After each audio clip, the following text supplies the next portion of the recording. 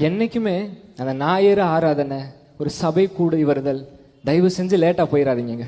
ஒரு சர்ச்சில் நடந்த விஷயம், 8 வருஷமா அந்த விசுவாசிகள் 8 மணி சர்வீஸ்னா 7:50 வந்துருவாங்க. ஹஸ்பண்ட் அண்ட் ஒய்ஃப் ஒரே பிள்ளை சேர்ந்துதான் வருவாங்க.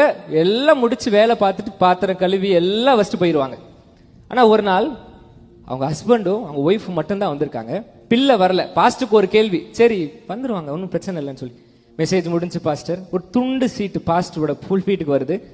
ஜெனிஃபர்னா 2 நிமிஷம் பேசணும் ஐயா அப்படின்னு சொல்லி இந்த அக்கா மைக் பிடிச்சிட்டு, சபையில் இருக்கிற எல்லாருக்கும் சொல்றேன், எங்க வீட்டுக்கு முடிஞ்சோடனே நீங்க வந்துருங்கன்னு சொன்னாங்க. எல்லாருக்கும் ஒரு கேள்வி, ஏன் நாங்க வரணும்னு சொல்லி. அந்த அம்மா சொன்னாங்களாம், என் பிள்ளை ஒரே பிள்ளை சாம் இறந்து போயிட்டான், அவனை அந்த பையனை எனக்கு ரொம்ப பிடிக்கும், இறந்து போயிட்டான் அப்படின்னு சொன்னாங்க.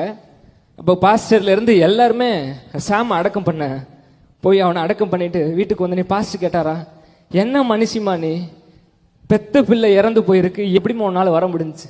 அந்த அக்கா சொன்ன வார்த்தை, என் பிள்ளை செத்து போச்சு, ஆனா எனக்கு தெரியும், நம்பிக்கை இருக்கு, என் பிள்ளையை ஒரு நாள் பரலோகத்துல பார்ப்பேன், ஆனா எனக்காக 8 மணிக்கு முன்னாடியே ஏசப்பாங்க வெயிட் பண்ணுவார், நான் அவரை காத்திருக்க வைக்கவே மாட்டேன் பாஸ்டர், பிள்ளை செத்து போனாலும் நான் அந்த இடத்துக்கு நான் வருவேன்னு சொல்லி அந்த அக்கா சொன்னாங்களாம். ஸோ இது நீங்க சேட் ஆகுறதுக்காக நான் சொல்லல, உங்களுக்குன்னு கர்த்தர் கொடுத்த சபையில 5-10 நிமிஷத்துக்கு முன்னாடி இருந்து பாருங்களேன்.